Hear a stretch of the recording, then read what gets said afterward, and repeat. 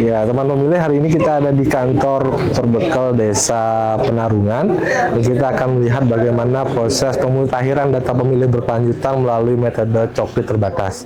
Dan kita hari ini di KPU Kabupaten Badung bersama dengan kehadiran Ketua KPU Provinsi Bali, Bapak Idewo Agung Gede Lidatawan. Nah, yuk kita lihat prosesnya.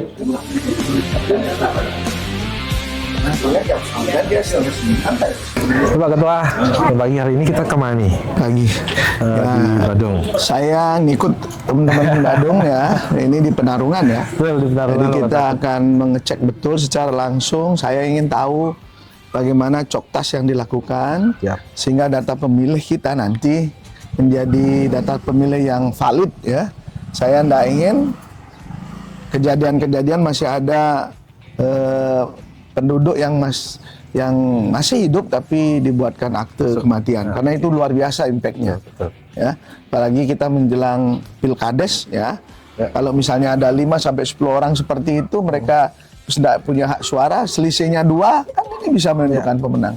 Saya tidak ingin data-data kita yang nanti akan dipakai oleh pemerintah dalam rangka program berikutnya bisa tidak valid ya. Jadi KPU mengawal betul ya, kemurnian. Jadi dari KPU provinsi kita akan kawal betul, dan pada saat rekap juga kita akan teliti betul data-data itu. Mudah-mudahan teman-teman kabupaten kota, saya percaya dengan komunikasi yang baik, walaupun kita tidak punya pasukan sekarang di tingkat desa, koordinasi antara kepala desa dengan kita, kemudian ada klien-klien dinas yang ada di Banjar-Banjar, tentu ini akan mensupport juga kita. Dan sekarang kita akan cek langsung ke lokasi, Pak Ketuanya. Oke, kita cek langsung. Siap.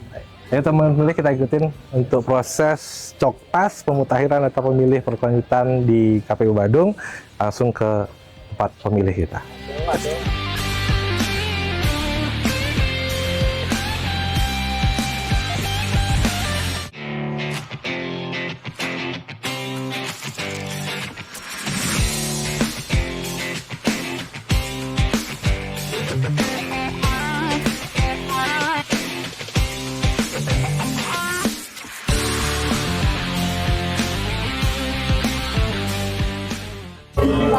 Ya, izin Pak Ketua, jadi tadi sudah kita lakukan pengecekan ke Nyoman Badrel ya. Iya, jadi emang jelas warga itu memang masih hidup karena walaupun usianya sudah ratusan tahun. Nah, inilah kenyataan bahwa jangan juga terlalu berasumsi.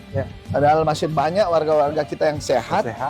Ya, dan ini adalah hal yang terbaik untuk kita lakukan, sehingga nanti betul-betul data-data ini membawa kita ke arah kebaikan ya. Kalau datanya sudah bagus, semuanya pasti bagus. Program pembangunan bagus, apalagi untuk pemilu. Dan tentunya nanti difasilitasi saat di TPS nanti juga akan berpengaruh Pak Ketuanya. Fasilitas terhadap kelompok rentan nanti ya, fungsinya kita ngecek salah satu. Nah, kita cek lagi yang lain. Siap ya. Ayo. Oke teman pemilih, kita akan lanjut untuk cek kembali pemutahiran data pemilih berkelanjutan melalui metode coklit terbatas ke Desa Gulingan. Nah, sesuatu apa coklit di Desa Gulingan? Ayo kita awasinnya nih, kita Mbak Ani dia kuasa.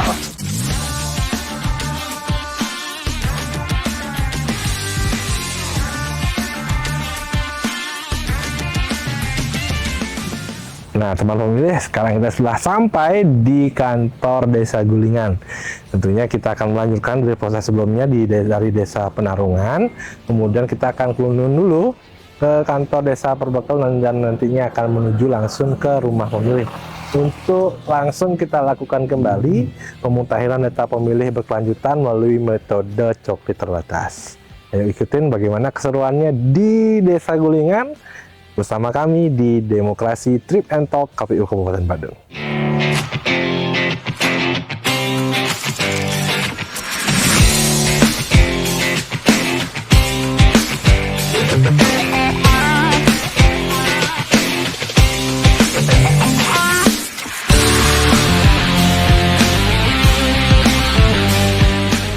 Dia mudah-mudahan sehat terus. Angga benjangan wenten pemilu malih nyoblos TPS.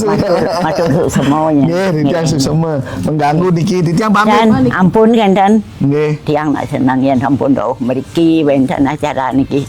Tiang masuk semua. Nggih, Kan kami. Nggih. Nggih, kenten numun. Pamit. Izin Pak Ketua, jadi Bu Madinatri ya.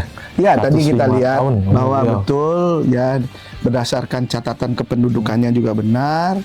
Nah, ini yang menandakan bahwa memang kita harus meng-MS-kan. Jadi jelas sudah diklarifikasi dengan jelas dan semua disaksikan oleh Bawaslu juga. Ya. Nah, artinya fasilitasi kita ke depan ya harus memperhatikan ditingkatkan itu. ya, karena Siap. semakin banyak nanti yang berusia di atas 100 itu berarti ramah difabel dan ramah orang kelompok rentan. ya kelompok rentan, termasuk priority seat itu memang tetap harus Siap. diprioritaskan lah ya. Siap Pak Ketua. Dan masih sehat ya.